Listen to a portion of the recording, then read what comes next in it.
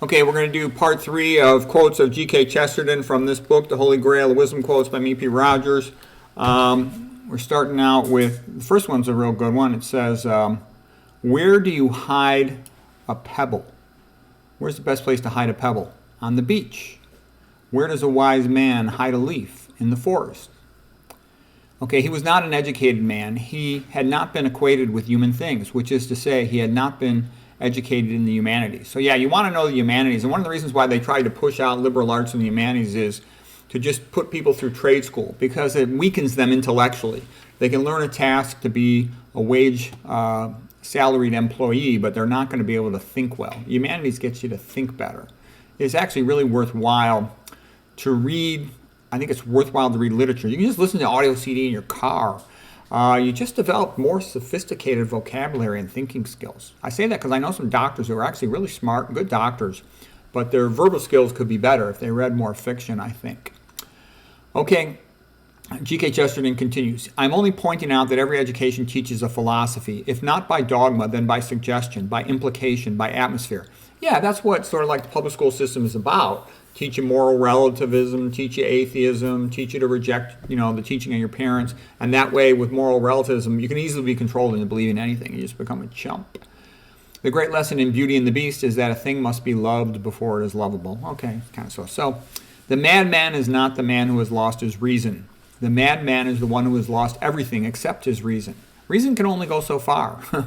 As Carl Jung had said, mythology goes way beyond that. As Nietzsche had said, you can't describe music mathematically in a meaningful way. Okay, G.K. Chesterton, the old legends were right when they said that Arthur would come back. Yeah, Arthur's another one of these potential Christ-like figures. King Arthur. G.K. Chesterton, the man who is misunderstood has this advantage over his enemies.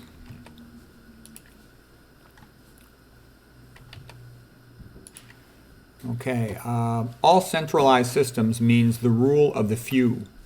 The fact is this, that the modern world with its modern movements is living on Catholic capital. Yeah, that's true. Most of what's good in the world is the residuals of what Christianity produced. Look at the university system. Like Harvard used to be a religious school, and then it was, good and honest. Now look at Harvard. It's kind of becoming a joke. It's dishonest. It's playing all kinds of games. It sells out the patients in exchange for money, as do all the other big name places. So that's why you need the religious foundation to make things high quality. That's just a fact. Anybody who tells you otherwise is a liar. They're either an ignoramus or a liar. Because if you define man as created in the image of God, then he's something special. And if not, then he's not. Then he's just a talking monkey according to atheistic Darwinism. Okay, G.K. Chesterton continues. Christmas remains to remind us of those ages, whether pagan or Christian, when the many acted poetry instead of the few writing it. The cross is the crux of the whole matter. Christianity, so far from belonging to the Dark Ages, was the one path across the Dark Ages that was not dark.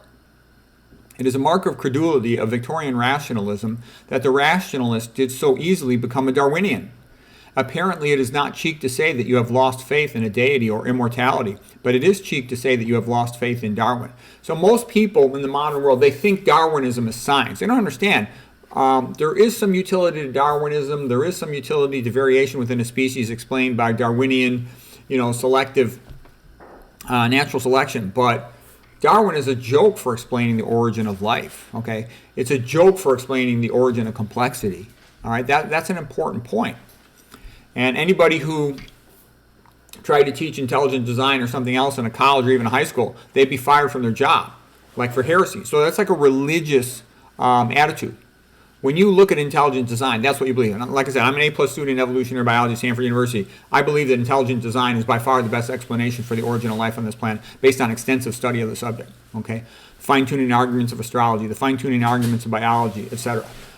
Okay, Chesterton continues. Modern education means handing down the customs of the minority and rooting out the customs of the majority. Yeah, that's true. There's like centralized planners at the top who push the centralization of the curriculum in the public schools to force everybody to be basically trained in atheism, trained in atheistic Darwinism, and to be educated in things that actually are not useful to them. Like mathematics actually makes people stupid. You say, how could I say that? Because less than 1% of the population uses advanced mathematics with any frequency whatsoever. So they should be learning things that are more going to be valuable to them.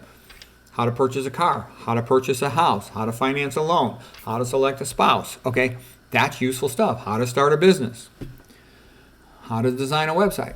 All right, it is obviously most unjust that the old believer should be forbidden to teach his old beliefs while the new believer is free to teach his new beliefs. People in the past would have been astounded to be told that children could not stay in their own homes to help their own parents, but were forced, driven by a policeman, to go to a particular kind of school. Yeah, the public schooling system is not really a free thing. It's forced training, all right? People should be able to homeschool. It's much better. They learn much better if they're homeschooled. No period before our own ever dreamed of the sort of universal persecution that is called compulsory education. The characteristic formula for modern skepticism is that Homer was not written by Homer, but by another person of the same name. That's kind of the attitude towards the ancient Greeks and Romans, and that's really valuable time. It was a big mistake to take the ancient Greeks and Romans out of the curriculum. It's like two of the most valuable cultures you could study, because you can see sophisticated intellectual man amongst the ancient Greeks without having a dog in the fight. And you could see sort of brutal, militaristic, collectivist society in the ancient Romans without having a dog in the fight. So it's really valuable to study them. And it is stark hypocrisy to pretend that 9/10 of the higher critics and scientific evolutionists and professors of comparative religion are in the least impartial. It is a principle of higher criticism that any text you don't like is later considered a monkish interpolation, that the monks added it in. The originality of Michelangelo and Shakespeare begins with digging up old vases and manuscripts. As a matter of fact, I think that Michelangelo did the Laocoon statue. That's my theory about that one. Okay, for a man without history is almost, in a sense, half-witted. Yeah, you have to know some history, like Cicero had said. To not know what happened before you were born is to forever remain a child, because that's how you get perspective on how men behave, and then it's by the past one predicts the future. You need that knowledge to be wise. Okay, the church has been cruel, but the world has been much more cruel. The only fair way of considering the fashionable subject of the crimes of Christendom would be to compare them with the crimes of heathenism and the normal human practices of the pagan world. So yeah, Christianity is not perfect, and some people have taken its name and done bad things in its name, but they're minuscule compared to the other things. Like, for example, the King of Spain took over, the Inquisition, and in like 2,000 years, in 400 years, he killed about 2,000 people, okay? Soviets, in just 50 years, killed 65 million Christians, okay? And far more than that if you extend it out over time. So what I'm saying is there's no comparison, okay? And the church did tons of good things, whereas the Soviets did not. So it's important to have those differences in perspective. The Soviets burned down 48,000 churches. Americans don't even understand it. It's like beyond their comprehension. They're so narrow in their focus. But when you start studying it, you'll see what that's all about. Okay, well, anyways, that's it for the quotes. This part 3 of Chesterton Quotes.